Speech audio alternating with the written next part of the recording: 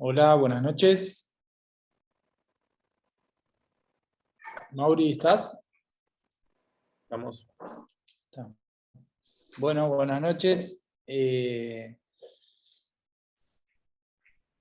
que anden todos bien. Vamos a comenzar con la reunión científica. Esta noche tenemos al doctor Mauricio Deser, que nos va a hablar de la patología de la cadera.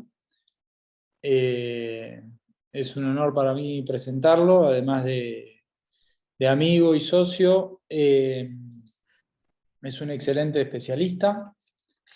Eh, Está como subjefe en imágenes en Sanatorio Sagrado Corazón. Es el especialista encargado del área de músculo esquelético de SEBA y jefe de InfoMedMed. La charla va a durar aproximadamente entre 30 y 40 minutos. Tenemos un lugar donde pueden hacer preguntas y la idea es dejar un tiempo después para ir seleccionando las preguntas y que Mauricio las vaya respondiendo. Yo ahora, Mauri, si te parece bien, me saco el audio y el video, así arrancas vos con la clase. Gracias, Nicolás. Dale, arrancamos.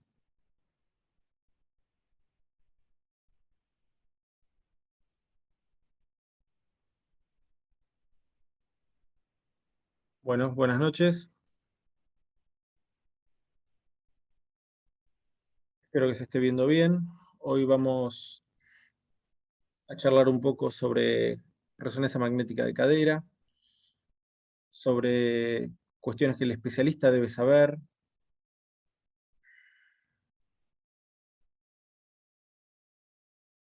Y bueno, como dijo Nicolás, después de la charla, podemos saldar algunas inquietudes, dudas que puedan surgir de la, de la, de la charla, de la clase preparada.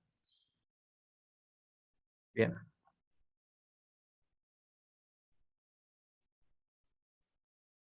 Muy bien. El dolor de cadera, el compromiso de las articulaciones coxofemorales es una patología bastante frecuente. La vemos tanto en pacientes añosos, en nuestro medio, ¿no? En pacientes añosos, y quien hace patología del deporte también la ve en gente joven, en atletas, donde por ahí se expresa el dolor de una manera que no se expresaría si no se tratara de deportistas de alto rendimiento, y en algunos casos de deportistas por ahí recreativos, pero que se exigen. La coxalgia, el dolor de cadera, tiene múltiples diagnósticos diferenciales, y fundamentalmente los medios los métodos de diagnóstico por imágenes nos permiten discernir, o por lo menos intentamos con ellos poder determinar cuáles son las causas de ese dolor de cadera, si la causa está dentro de la articulación. Ahora vamos a ver, por supuesto, ejemplos y diagnósticos diferenciales, si está por fuera de la cavidad articular, o si, como explico ahí, son simuladores externos que se van a traducir en un dolor similar al de las articulaciones coxofemorales, pero están referidos, no están vinculados en forma directa con la articulación. En este listado, digamos, tenemos múltiples causas, como se las subdividí recién.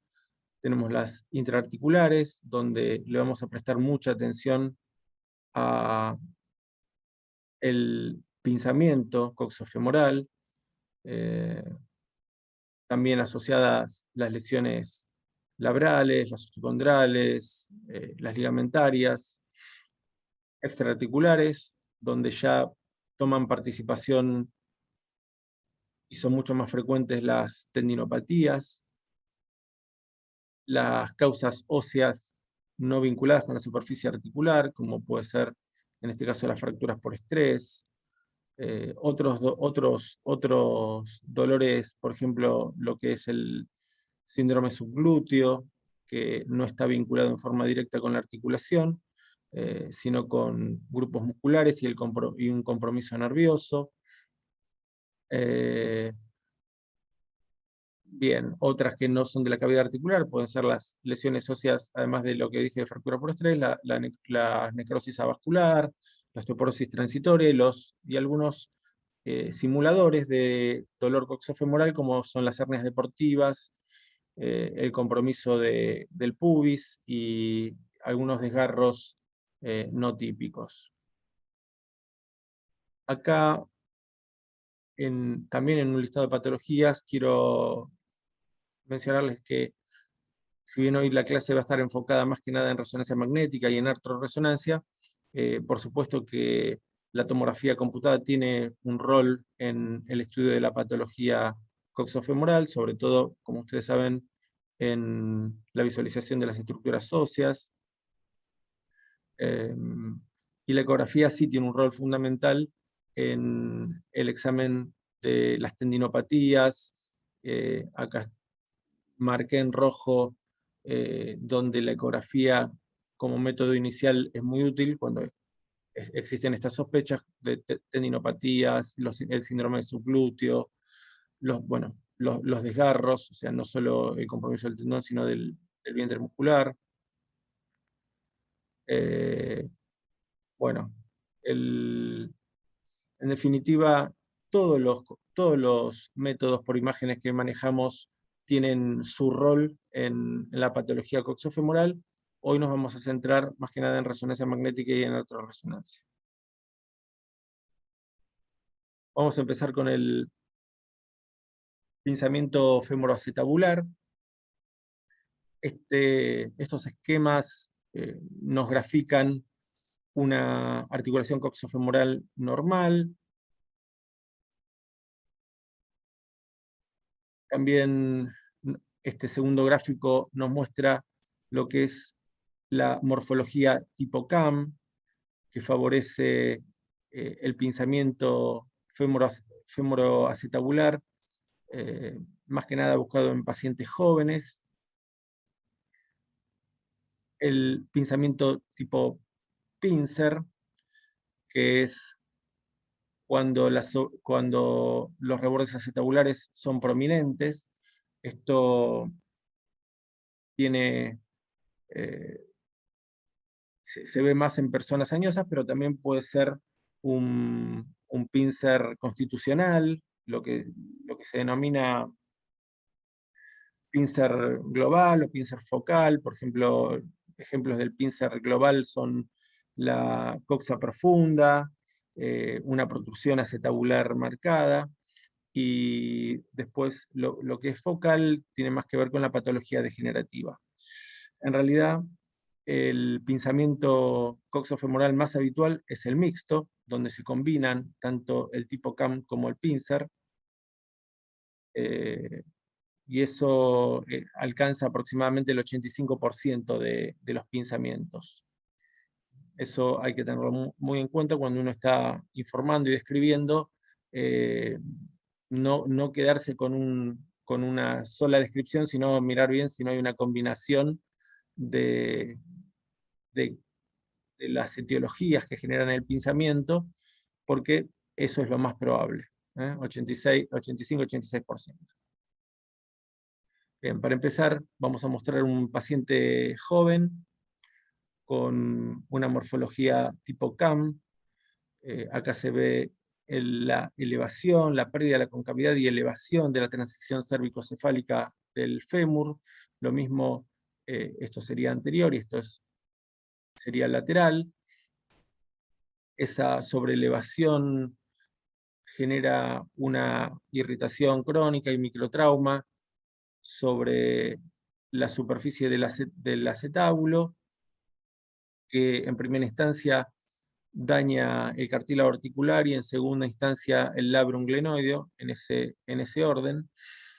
Para esta patología, que como les dije, la buscamos más en pacientes jóvenes, en atletas de alto rendimiento o en atletas recreativos, pero que bueno, que han tenido la suerte de contar con esta morfología.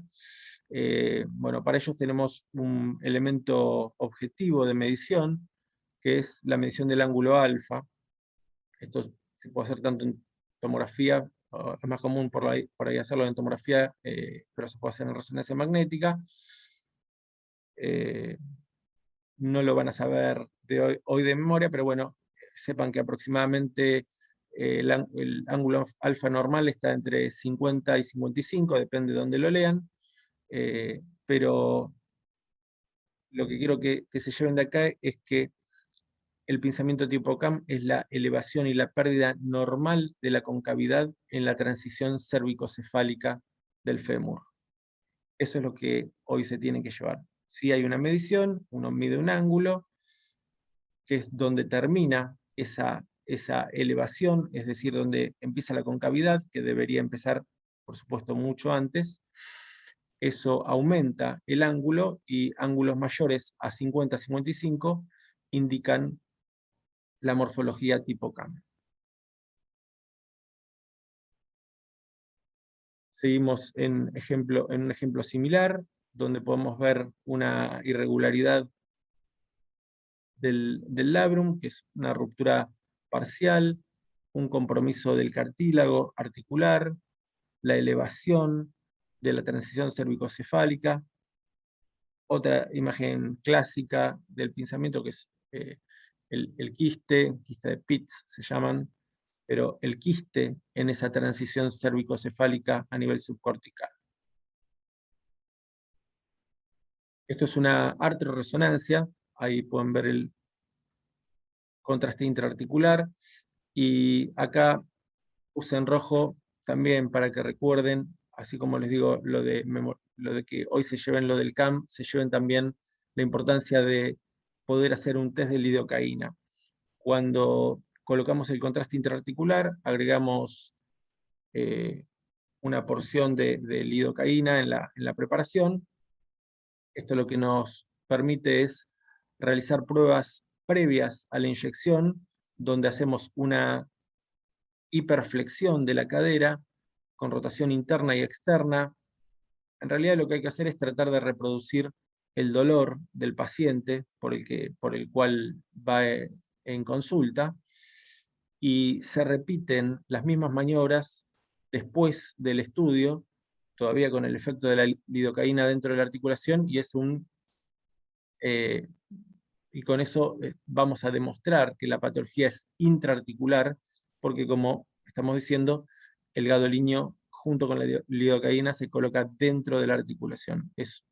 Tiene un significado importantísimo, y al hacer el diagnóstico, los imagenólogos nos vamos a guiar mucho por eso, porque uno puede decir con mucha más confianza cuál es si tiene una ruptura labral, si tiene un compromiso del cartílago, si la imagen no salió del todo bien. Tener un test de lidocaína positivo nos da letra como para encarar la patología intraarticular. Bien. Acá estamos mostrando una lesión del labrum, en este caso el labrum anterosuperior, con una pequeña irregularidad, con una área irregular, con un pequeño desprendimiento del reborde acetabular. También alcanza a verse bastante sutil, creo que ahí la anterior era un poquito más clara, pero hay una irregularidad del cartílago. Recuerden que, como les comenté en los pinzamientos tipo CAM, tenemos primero un compromiso cartilaginoso y luego la afectación del labrum.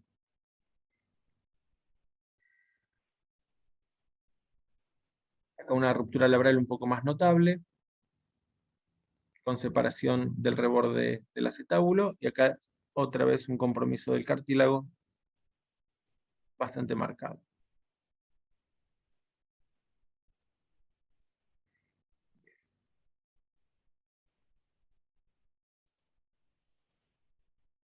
Voy a mencionar acá, antes de pasar de tipo de pinzamiento, lo que son las lesiones osteocondrales, que están vinculadas con los pinzamientos. En este caso, este paciente tiene un pinzamiento mixto, un bump, una elevación de la transición cervicocefálica y una sobrecobertura acetabular, un osteofito.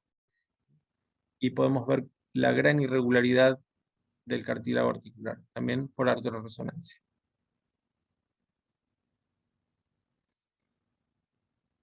Los cambios degenerativos, como dijimos, muy vinculados al pinzamiento tipo pincer. Entonces, fíjense cómo este paciente en esta tomografía computada posee un gran osteofito sobre el margen del reborde acetabular, asociado a una elevación en la transición cérvico-cefálica con un quiste y una clara reducción de la luz articular. En la arterioresonancia, eso se traduce con compromiso del cartílago, con compromiso labral y edema subcondral.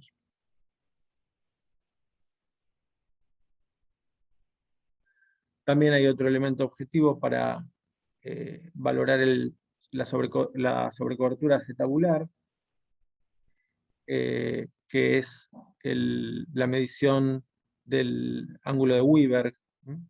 El ángulo de Weber normal, como escribimos acá, va entre 25 y 39 grados y nos indica cuando hay una sobrecobertura por parte del reborde acetabular y el pinzamiento correspondiente.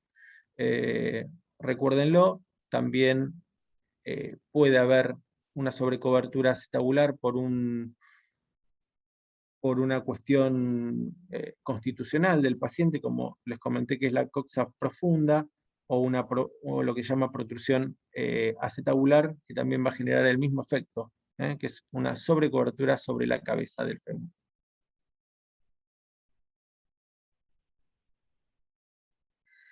Bueno, saliendo del pinzamiento, una patología muy frecuente es la bursitis trocanteriana. Acá hay dos casos distintos. Voy a arrancar por este, donde tenemos una colección laminar en relación a fricción de la bursa trocanteriana, y este caso ya distinto, es una arterioresonancia, donde, bueno, el diagnóstico, por lo menos, si bien puede tener lesión, puede estar combinado con una lesión intraarticular, en este caso tiene una clara lesión que está compuesta por una bursitis, por líquido y cambios inflamatorios que rodean los tendones de inserción de los músculos glúteo medio y menor en el trocánter, ¿no? Inclusive con alguna irregularidad en la señal del tendón, que podría traducir una ruptura parcial de fibras. Esto clínicamente puede configurar un síndrome, lo que se llama síndrome trocantérico, y como le dije recién, este es un caso menor con una bursitis por fricción trocanteriana.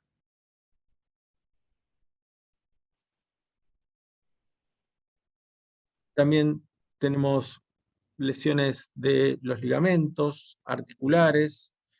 En este caso, la primera imagen nos muestra una lesión de lo que es el ligamento iliofemoral en su porción, en su fascículo descendente.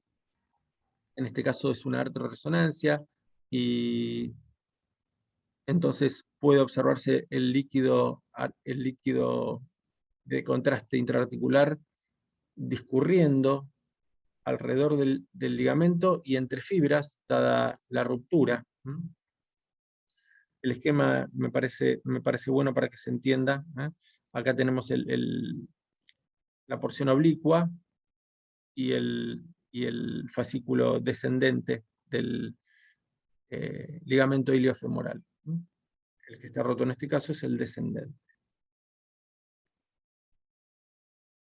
Acá tenemos también una lesión del descendente, en este caso consecuencia STIR, o sea, líquido sensible y cambios inflamatorios demostrados alrededor del ligamento y con una ligera pérdida de contornos del ligamento. Y en el caso de abajo es el fascículo oblicuo o transverso, que vemos ahí una ruptura parcial. Bueno, tiene asociado un quistecito, pero no es eso. También estructuras que pueden, ya más fino, estructuras que pueden lesionarse.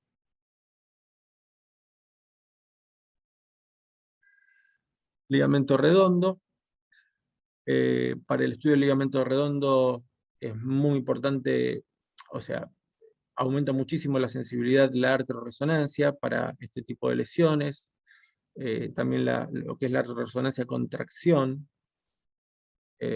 porque permite un poco la separación de la cabeza femoral del acetábulo y nos permite ver de mejor manera los componentes del ligamento redondo. En este caso hay una alteración de la señal franca, está engrosado, bueno, blanco en el estiro obviamente, y traduce una ruptura del ligamento cuando está entrando en la fobia de la cavidad acetabular.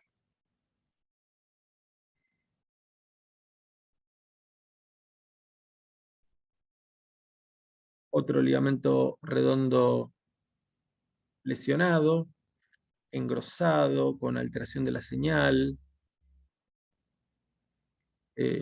También acá está asociado, parece, a edema, sí, a edema. También tiene una lesión en la fobia, con una ruptura parcial. Bien, artrorresonancia, si no, esto es bastante difícil de observar.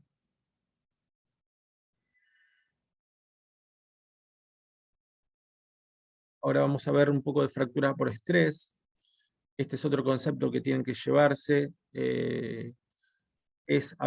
O sea, es clave el interrogatorio clínico, el esfuerzo que haya tenido el paciente, el atleta, o ya, como dije antes, o profesional o recreativo. Las fracturas por estrés pueden ser por compresión, que es este el caso, donde tenemos un compromiso del sector inferior del cuello anatómico femoral. Se expresa como edema óseo en el cuello anatómico y a veces extendiéndose hacia la región intertrocanteriana. En este caso, con un determinado tiempo de evolución, ya tenemos cambios esclerosos en la línea de fractura, fíjense. Pero bueno, en las imágenes de arriba, que son las más clásicas, tenemos las secuencias líquidos sensibles, o sea, el STIR, con edema óseo.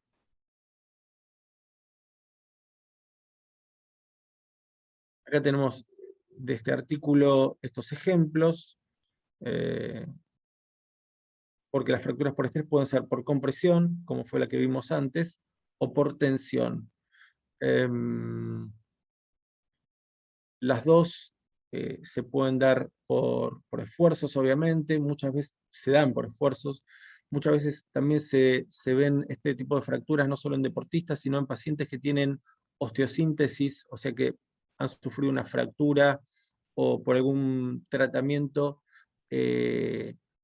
tienen alguna patología de rodilla, por ejemplo, o generan en su dinámica algún estrés extra sobre la cadera por patología de rodilla, tobillo, inmovilización, postquirúrgico de osteosíntesis, y bueno, ese mal esfuerzo, esa mala dinámica del miembro, genera las fracturas por estrés, por compresión o por tensión.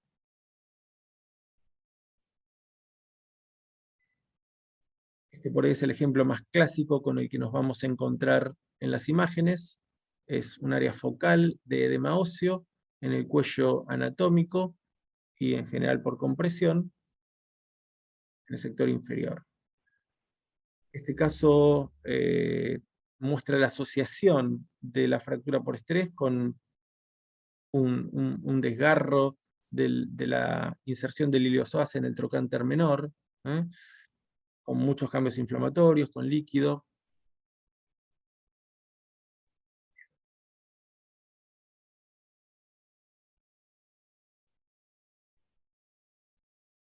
Bien, osteonecrosis, o lo que vamos a denominar como NAV, necrosis avascular, otro concepto que de hoy se lo tienen que llevar bien claro. La imagen clásica, o sea, el signo que se describe es el signo de la doble línea. Mucho más fácil de ver en secuencias T1. Muchas veces no se ve la doble línea, sino lo que se ve son trayectos serpinginosos por debajo de la superficie articular. Eso es clásico de la necrosis avascular. En este caso en particular tenemos un STIR con poco edema y un T2 FATSAT donde se ve un poquito más el edema. Acá es porque ya hay cambios esclerosos, ya está en un proceso más avanzado. En tomografía computada y en rayos a veces es más difícil de ver. En este caso uno ve áreas de depresión, o sea, una fractura de la superficie articular en los estudios de tomografía computada. Acuérdense, esta imagen, signo de la doble línea o imágenes serpinginosas subcondrales en la cabeza femoral, necrosis avascular. Otro ejemplo de cómo lo podemos encontrar, acá con muchísimo más edema que el anterior, en este caso está asociado también a artrosis, necrosis avascular. Un paciente de 39 años con uso de corticoides. El tema clínico es clave, ¿no? Porque siempre hay algún antecedente que predispone a la necrosis de la cabeza femoral. Un diagnóstico diferencial de la necrosis es la osteoporosis transitoria de la cadera. La cabeza femoral extremadamente edematosa, como se ve ahí, aumento del líquido articular, pero sin la doble línea y sin lesión, sin alteración de esa esfericidad de la cabeza femoral. Eso nos tiene que hacer pensar en la osteoporosis transitoria y no en una necrosis avascular.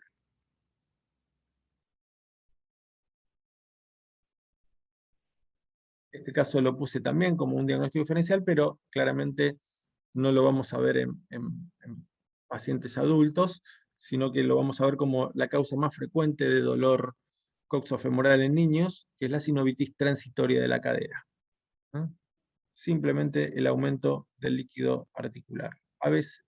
Algunas veces asociado a edema, pero es el aumento del líquido intraarticular. Bien.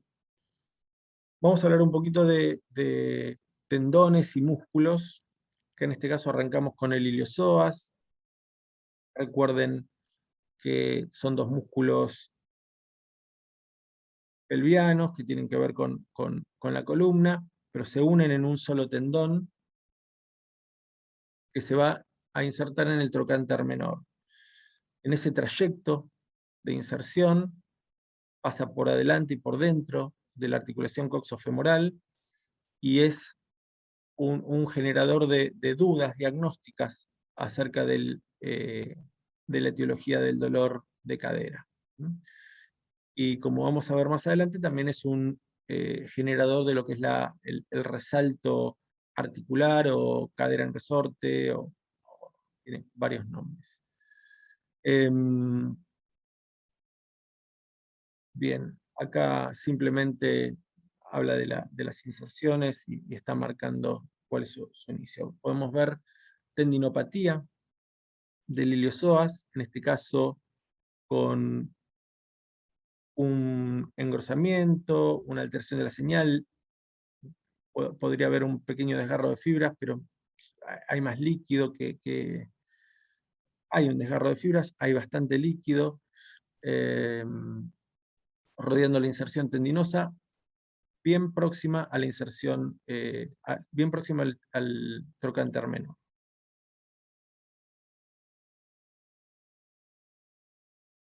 Acá tenemos otro desgarro con líquido perifacial. En este caso es un desgarro de la unión miotendinosa, es algo más alto.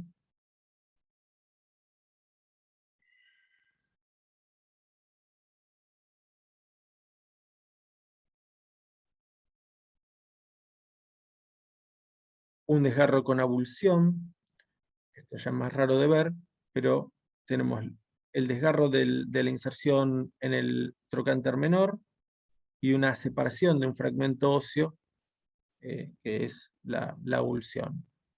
Muchos cambios inflamatorios, obviamente, de las partes blandas de la región, ¿no? Inclusive con edema muscular de otros grupos, de grupos musculares aductores.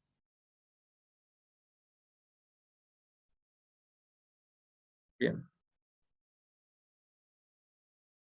Esto es la cadera en resorte o el resalto coxofemoral. También es una patología habitual. La ecografía cumple un papel muy importante por la posibilidad de hacerlo de manera dinámica y comparativa con el contralateral. Y hoy lo que quiero que se lleven es que tenemos básicamente 3 causas de los resaltos coxofemorales. Lo que se denomina interno, externo e intraarticular. El interno, como le dije hace un rato, tiene que ver con ese discurrir del tendón del iliozoas por dentro de la articulación, por dentro y por delante de la articulación coxofemoral. Este tendón produce un resalto por fricción sobre la articulación.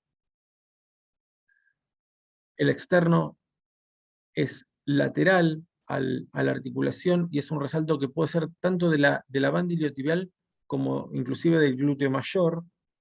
Es más raro y clínicamente tiene una expresión, es visible a los ojos.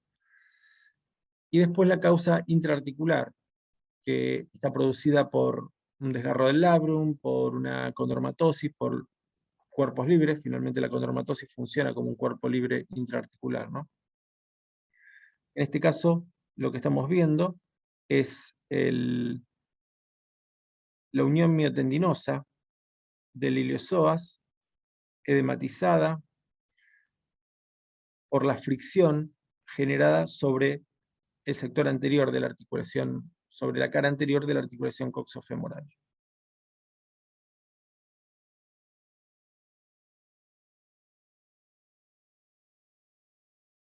Bien, acá tenemos un ejemplo de cadera en resorte por causa intraarticular, y en una arterioresonancia magnética podemos mostrar que hay cuerpos libres intraarticulares. Es una cadera con bastante artrosis, pero bueno, es otra causa entonces de cadera en resorte, en este caso intraarticular.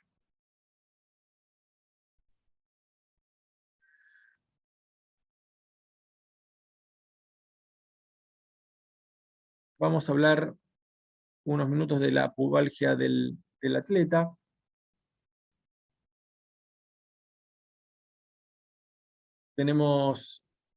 Toman participación clave lo que es la musculatura aductora. El 70% de la pubalgia del atleta, o de lo que se llaman hernias deportivas, tienen que ver con la musculatura aductora.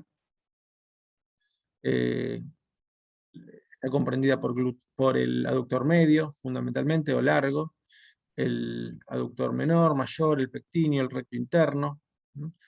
Todo este grupo de músculos puede estar involucrado en la hernia deportiva o en la pubalgia. También, en segundo término, ya de diagnóstico más clínico, los defectos cuando hay dilatación del canal inguinal, por ejemplo, defectos del músculo oblicuo, es otra causa de la pubalgia. No tanto para la clase de hoy. la pubalgia por la entesopatía misma sobre la sínfisis pubiana es nada más que un 10%, pero bueno, se puede ver, se ve efectivamente por resonancia magnética. Y después lo que es la patología de los rectos anteriores, cuando la patología no está en las inserciones de los músculos de la raíz del muslo, sino en las inserciones de los rectos abdominales en el pubis. También conforman ese grupo de etiologías de la pubalgia del atleta. Bien, acá vamos a hablar un segundito de la tendinopatía de los aductores como causa más frecuente de la pubalgia del atleta, y estamos viendo una ecografía y una ilustración anatómica de las inserciones de músculos aductores.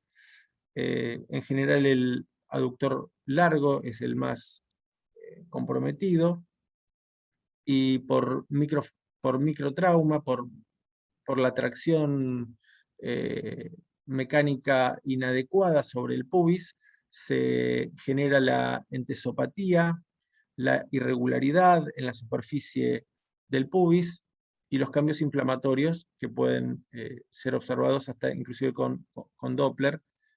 Se puede aprovechar para hacer el diagnóstico, o por lo menos elevar la sospecha sobre esta causa de la hernia deportiva.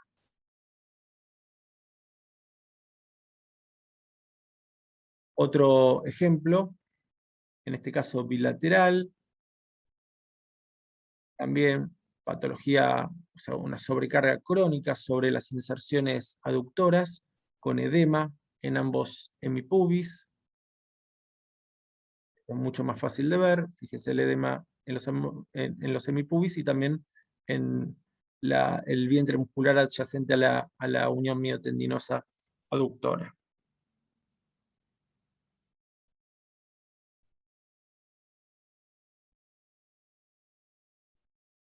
Bien, acá tenemos un esquema y una imagen mostrando un desgarro del pectíneo y del aductor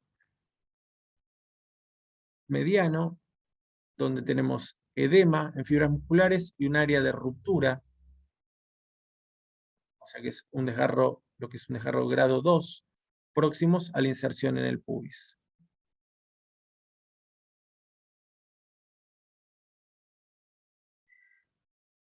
En este caso un desgarro del aductor menor.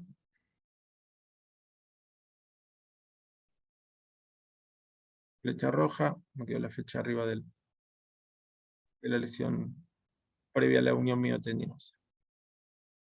Acá, perdón. Acá tenemos un desgarro, esto ya es más raro, esto es un desgarro atípico, que es del vientre muscular del recto interno, ¿no? También es más raro, pero también forma parte de las posibilidades etiológicas de un dolor, de una pubalgia.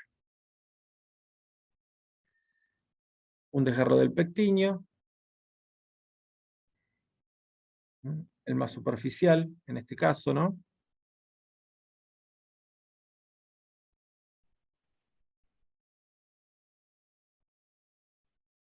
Acá una patología ya más importante, con abulsión de las inserciones de músculos aductores. Se nota mayor edema, irregularidades en la superficie ósea. Bueno, acá lo tenemos solamente en un solo corte, pero acá tenemos un fragmento óseo.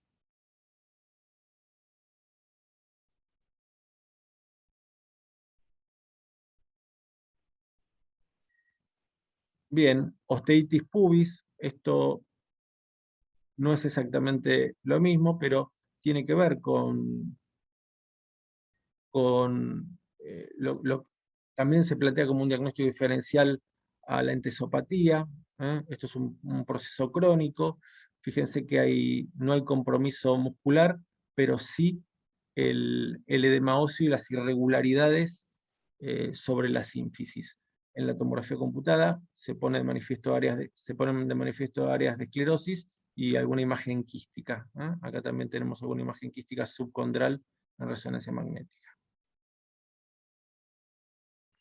Bien, sartorio, otro músculo, en este caso también simulador de la pubalgia o de dolores o de la coxalgia. Ahí estamos marcando el músculo simplemente. Y acá tenemos un desgarro con edema interfibrilar, edema líquido perifacial.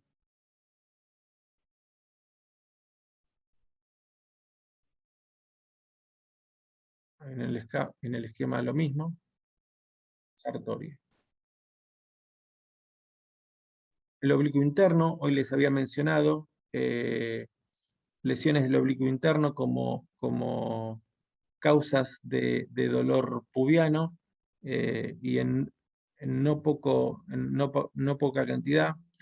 En este caso estamos mostrando el oblicuo interno en su sector a la altura de la cresta ilíaca. Muchas veces se lo vincula con esto, con la abulsión de la cresta ilíaca en determinados esfuerzos. Ahí tienen un desgarro con bastante líquido rodeando el vientre muscular y discurriendo sobre la pared abdominal.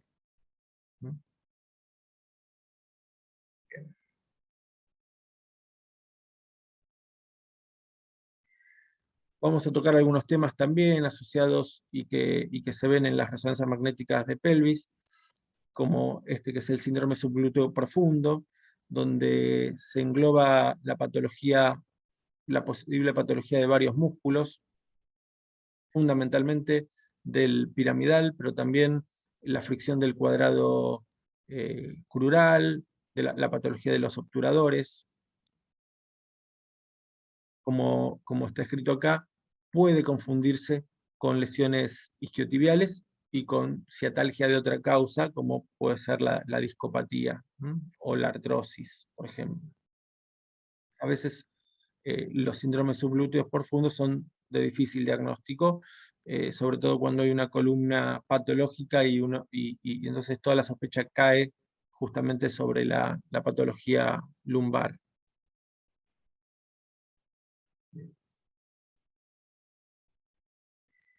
Primero vamos a hablar del piramidal. Acá tenemos marcado el músculo piramidal en una resonancia magnética en T1.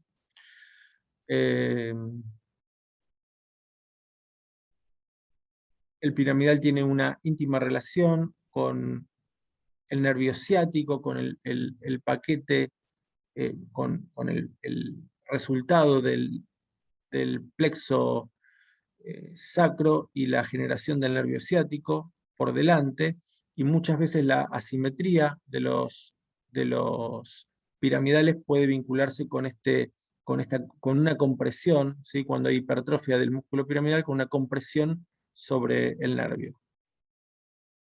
Acá lo que tenemos no es una compresión, pero por el desgarro, por los cambios inflamatorios y el edema producidos en un desgarro piramidal y su subsecuente compromiso del nervio ciático. Además acá hay un compromiso glúteo, ¿no? Del glúteo medio. Bastante líquido interfacial.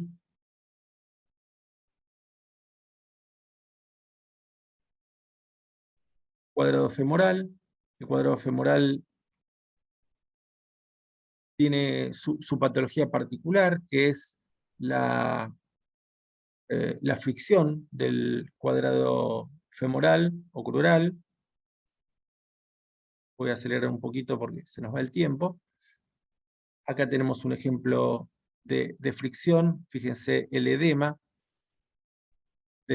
muscular por fricción. Cuadrado femoral. Otra vez cuadrado femoral, algo más importante, con líquido, con mayores cambios inflamatorios. Obturador externo. Desgarro del obturador externo.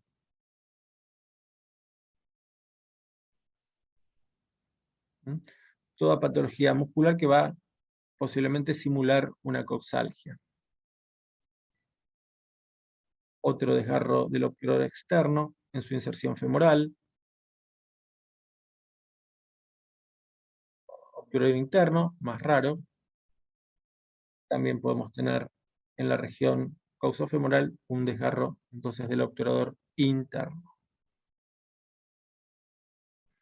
Bueno, para recordar quiero mencionarles que los métodos por imágenes en general se combinan, deben combinarse. Es bueno que esto se haga por un mismo especialista, que tenga la posibilidad de examinarlos de manera ecográfica y después, por ejemplo, hacer una resonancia magnética o una tomografía, de acuerdo a lo que lo considere.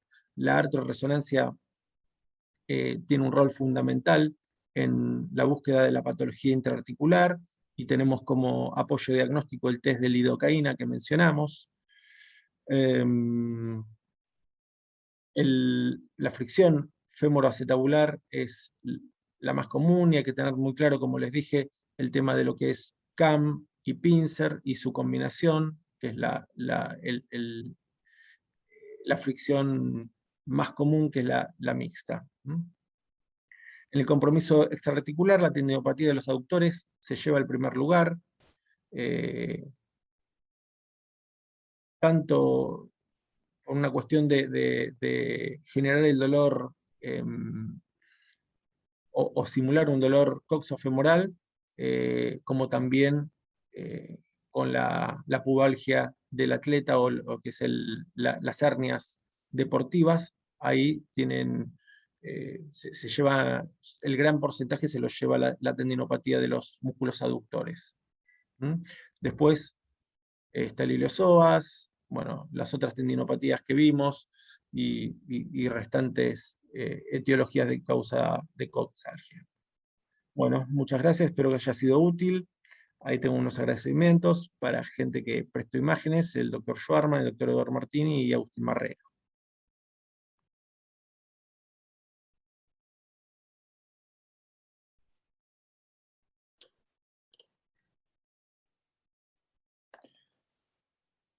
Bueno, Mauri, excelente la presentación, quería felicitarte. Hiciste muy fácil un tema que es bastante complejo, que tiene muchas aristas, mucha patología, la pelvis, la cadera.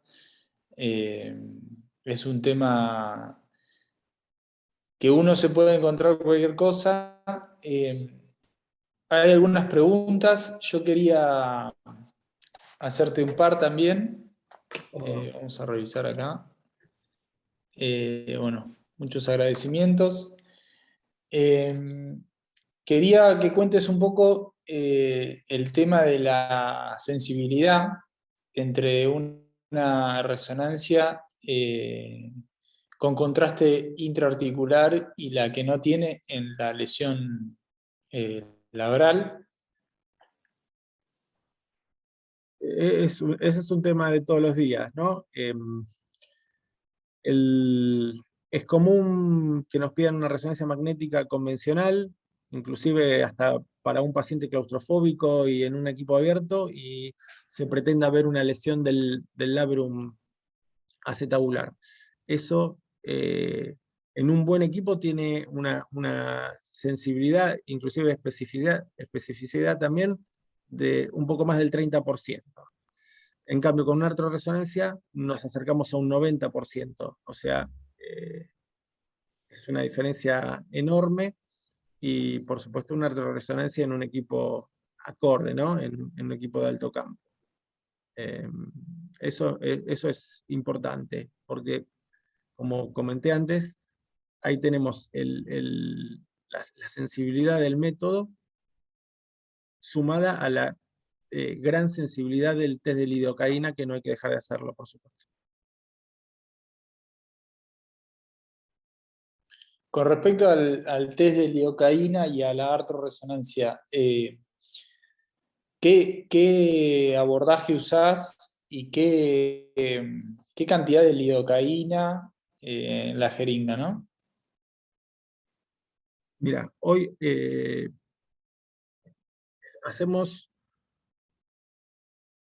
nosotros hacemos por tomografía computada la punción, ¿sí? De hecho estamos retomando porque en la pandemia hubo un parate importante de todo eso. El abordaje es anterior, hacia la línea, hacia el cuello anatómico, y en 10 mililitros de solución fisiológica más el contraste, usamos 2 mililitros de lidocaína.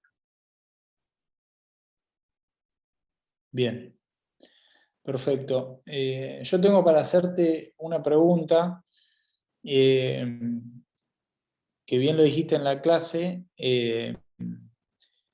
de cómo encarás el paciente deportista con jugador de fútbol generalmente, que viene con esa pelvis o esa patología que él no sabe describir, pero que tiene patología en todos lados, en la cadera, la tendinopatía de los aductores, la hernia del deportista.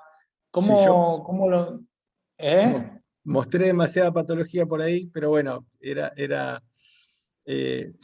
No, pero que es a ver, bastante frecuente, ¿cómo lo encarás y a qué le das sí, relevancia o cómo resolverlo?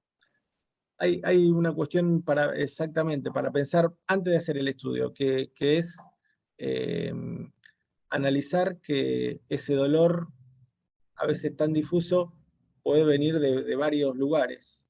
Entonces, es como que nos tenemos que cubrir de eso, y es muy bueno que los especialistas, los médicos que hacen consola, tengan en claro que el dolor puede estar referido, puede ser intraarticular y está referido, puede no ser intraarticular, con lo cual hay tres cosas que no nos pueden faltar nunca en la pesquisa, iba a decir, en el análisis en cómo uno programa el estudio, para qué es lo que quiere ver. Y una de las cosas que tiene que ver es, en el estudio de cadera, tiene que ver el pubis, porque muchas veces los dolores inguinales están originados en el pubis, en un jugador, es algo habitual.